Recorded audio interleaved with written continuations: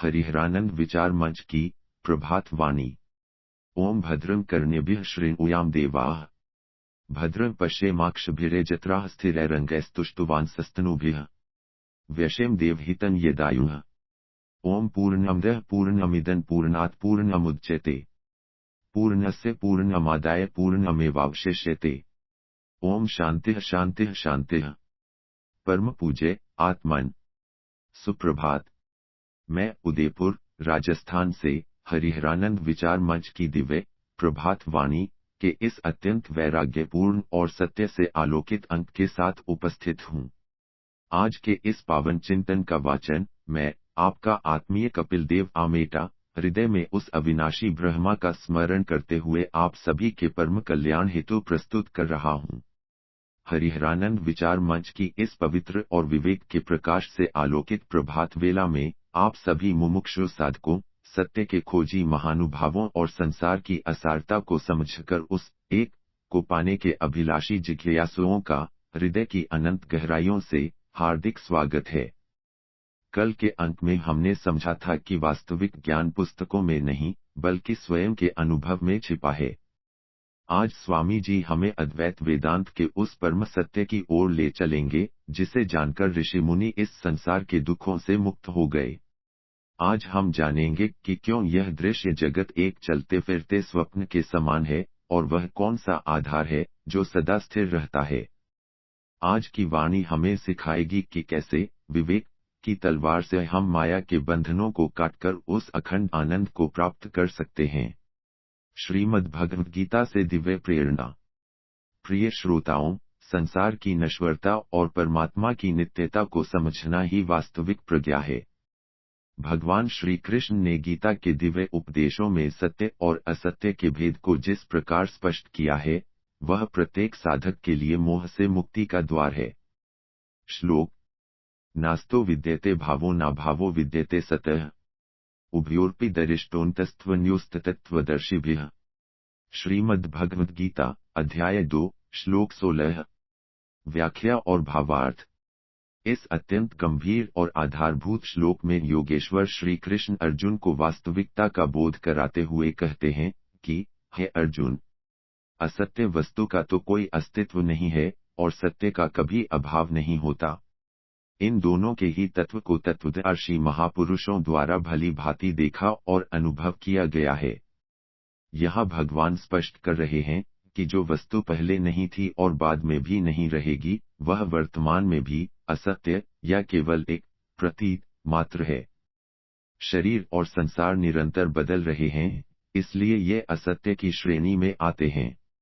इसके विपरीत वह आत्मा या ब्रह्मा जो भूत, भविष्य और वर्तमान में एक समान रहता है, वही एकमात्र सत्य है। तत्वदर्शी वही है जो इस परिवर्तनशील जगत के पीछे छिपे हुए उस अपरिवर्तनीय आधार को देख लेता है। जब तक हम असत्य को सत्य मानकर पकड़ते हैं, तब तक दुख मिलता है। जैसे ही हम सत्य को पहचान लेते हैं, सारे बंधन कट जाते हैं।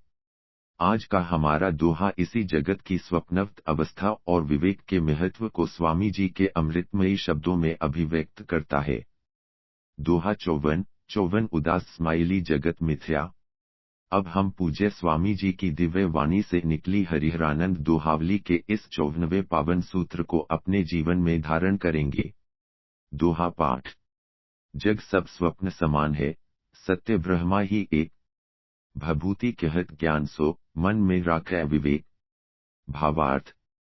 यह दोहा अद्वैत वेदांत के उस परम सिद्धांत को अत्यंत सहजता से प्रकट करता है, जिसे जगत मिथ्या, ब्रह्मा सत्य कहा गया है। स्वामी भभूति शंकर जी कहते हैं कि यह संपूर्ण दृश्य जगत एक स्वप्न के समान है, जो दिखाई तो देता है, पर स्थायी नहीं है। जैसे निद्रा में देखा गया स्वप्न जागने पर लुप्त हो जाता है, वैसे ही ज्ञान की जागृति होने पर यह संसार भी अपनी महत्ता खो देता है। इस चराचर जगत में यदि कुछ परम सत्य है, तो वह केवल एक ब्रह्मा ही है। स्वामी जी आदेश देते हैं कि इस सत्य को जानकर साधक को अपने मन में निरंतर विवेक रखना चाहिए। यह विवेक ही वह शक्ति है जो साधक को क्षणिक सुखों के पीछे भागने से रोकती है और उसे उस एकमात्र शाश्वत सत्य की ओर एकाग्र करती है।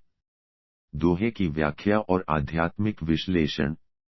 प्रिय आत्मन, इस दोहे में छिपे हुए वैराग्य और बोध के रहस्यों को आइए मैं, कपिल देव आमेटा, अत्यंत विस्तार और गहराई के साथ आपके समक्ष विश्लेषित करता हूँ। एक जग सब स्वप्न समान, दृश्य की क्षणभंगुरता। संसार को स्वप्न कहने का अर्थ यह नहीं है कि यह विद्यमान नहीं है, बल्कि इसका अर्थ यह है कि यह नित्य नहीं है। जैसे सिनेमा के पर्दे पर हजारों चित्र आते और जाते हैं, पर पर्दा स्थिर रहता है। स्वामी जी समझाते हैं कि हमारा बचपन, जवानी, हमारे रिश्ते और हमारी सुख सुविधाएं सब स्वप्न की तरह बीत रहे हैं। जो कल था वह आज नहीं है, जो आज है वह कल नहीं रहेगा। इस बहती हुई नदी को स्थिर मान लेना ही हमारी सबसे बड़ी भूल है। जब हम इस संसार की क्षणभंगुरता को पहचान लेते हैं, तो हमारा मोह स्वतः ही कम होने लगता है। दो सत्य ब्रह्मा ही एक अविनाशी आधार, इस परिवर्तनशील जगत के पीछे एक ऐसी सत्ता है जो कभी नहीं बदलती। स्वामी जी उसे ब्रह्मा कहते हैं। जैसे सोने के गहने अलग अलग आकार के हो सकते हैं, अंगूठी, हार या चूड़ी, लेकिन उन सब में सोना ही एकमात्र सत्य है। वैसे ही इस संसार के हजारों रूपों के भीतर वह एक ही चेतना विद्यमान है। सत्य वह है जो त्रिकाल अबाधित हो, अर्थात जो कल भी था, आज भी है और कल भी रहेगा। उस एक को पकड़ लेना ही जीवन की सार्थकता है। तीन मन में राखै विवेक, सत्य असत्य का भेद स्वामी जी उपदेश देते हैं। मन में राखै विवेक। विवेक वह चक्षु है जिससे हम सार और असार के बीच का अंतर देख पाते हैं।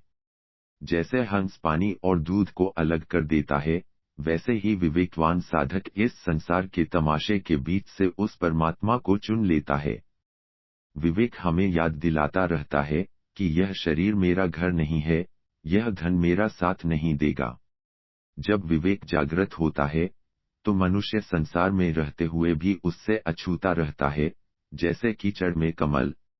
चार त्रास और दुहक से मुक्ति, वैराग्य का फल। जब हम स्वप्न को सत्य मान लेते हैं, तो स्वप्न के दुख भी हमें असली लगते हैं।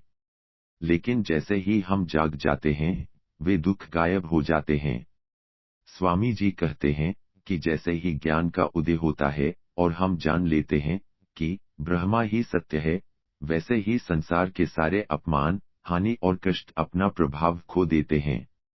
जो व्यक्ति विवेक के साथ जीता है, उसका मन कभी विचलित नहीं होता। वह सुख और दुख दोनों में उस एक ब्रह्मा का ही दर्शन करता है और परम शांति में निवास करता है। एक प्रेरक दृष्टांत, राजा जनक का स्वप्न और सत्य की खोज। प्रिय आत्मन, इस विषय की गहराई को समझने के लिए एक अत्यंत प्रसिद्ध कथा का श्रवण करें। एक बार मिथिला के राजा जनक राजमहल के कोमल बिस्तर पर सो रहे थे।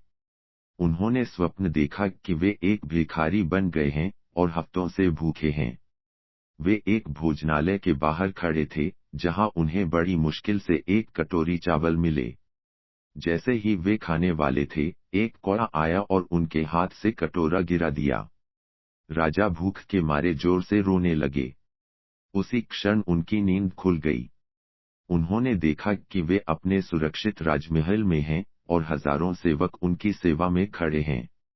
राजा जनक सोच में पड़ गए। उन्होंने अपने गुरु अष्टावक्र जी से पूछा, महाराज, वह सत्य है या यह सत्य है? अष्टावक्र जी मुस्कुराए और बोले, राजन, न वह सत्य था, न यह सत्य है। सत्य वह है जो उस स्वप्न में भी देखने वाला था और इस जागृति में भी देखने वाला है।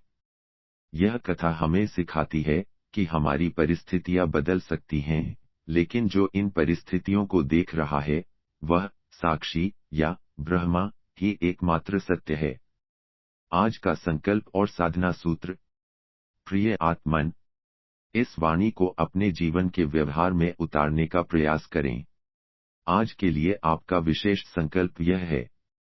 आज आप पूरे दिन अपने आसपास की घटनाओं को एक दर्शक की भांति देखेंगे। आज यदि कोई छोटी समस्या आए या कोई लाभ हो, तो स्वयं को याद दिलाएं, यह सब स्वप्न की तरह बीत जाएगा। आज आप कम से कम 15 मिनट एकांत में बैठकर यह विचार करेंगे कि मेरे जीवन में वह क्या है जो कभी नहीं बदलता। आज अपनी बुद्धि को विवेक की शान पर चढ़ाएं और व्यर्थ की चिंताओं से मुक्त होने का अभ्यास करें। याद रखें, आपका विवेक ही आपको संसार के मायाजाल से बाहर निकालने वाली एकमात्र मशाल है।